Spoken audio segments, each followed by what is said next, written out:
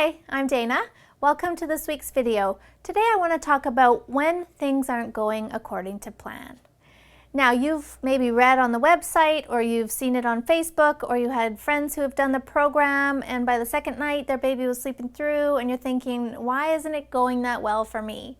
I had somebody just yesterday on the comment section of the Facebook page said, I am so annoyed with everybody who keeps saying that their baby's only cried for 2 days, because I'm 6 days in and we're still getting lots of crying. So I want to give you some tips today if things are not going according to plan. First of all, every baby is different, okay? So maybe your best friend's baby was really easygoing and not that prop dependent, and it only took 2 nights, but it might not be that way for you. First of all, it has a lot to do with the temperament of the baby and how deep the sleep-prop association is. So if you've got a 1-year-old who's been nursed to sleep every day of her life for the last year, it's going to be harder for her to accept that that's not happening anymore and figure out some strategies for getting to sleep without it, right? So you have to keep that in mind. If the road's been long and the props are deep, it might take your baby an extra few days to get there.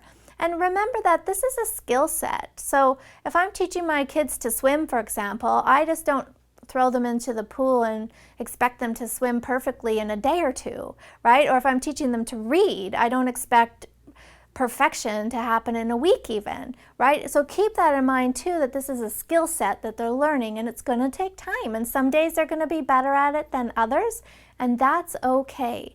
And you're just walking your journey. And if it's bothering you to read everybody else's success stories, then stop reading them, right? And just focus on you and your journey and this baby's journey, and celebrate every little success, right? If it only took her 20 minutes tonight, yay, that's success. Or if she only had 2 wake-ups instead of 4, good news, success. And you'll see that we're making steps. We're getting there. Maybe we're not getting there as fast as I wish we were, but we're getting there. And know that there is a huge realm of normal in this.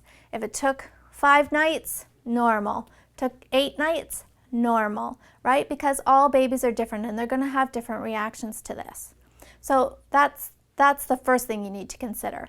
The next thing you need to look at is, could there be something going on that is contributing to this harder road we're on? And the number one reason why it might not be going according to plan has to do with bedtime. And here's the most common mistake I see people make with the program.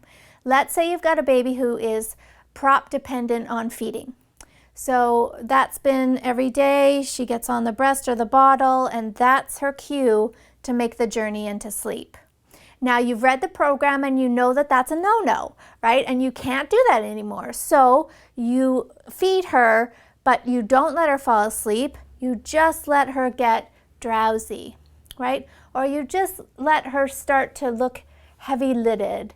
And then you're transferring to the crib. And for some babies, that's going to work like a charm. That's going to be exactly what they need. They're going to figure out how to do the last little bit all on their own and start sleeping great and through.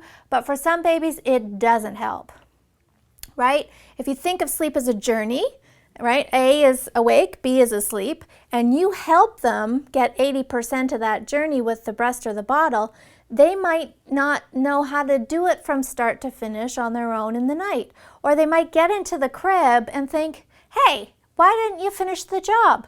You just took me 80%. Why don't, what's going on here? And they often get pretty angry around that, right? So if you're facing, night 6 or 7 of pretty angry looking crying still, then I want you to have a good hard look at your bedtime and fix it, right?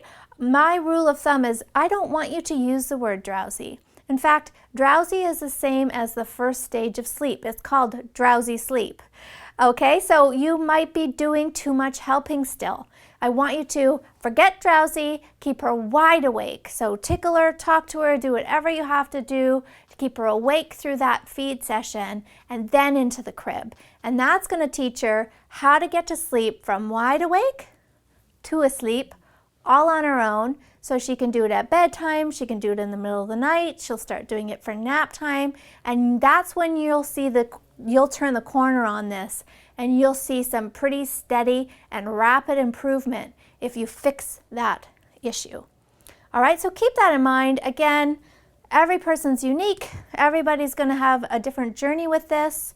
And if you feel like you're stuck and things are not progressing and you're finding it hard to find any kind of success, you might want to talk to one of our SleepSense consultants. So send an email to dana@sleepsense.net and we'll give you some support options. You might just need a little tweak here or there to kind of get through the roadblock.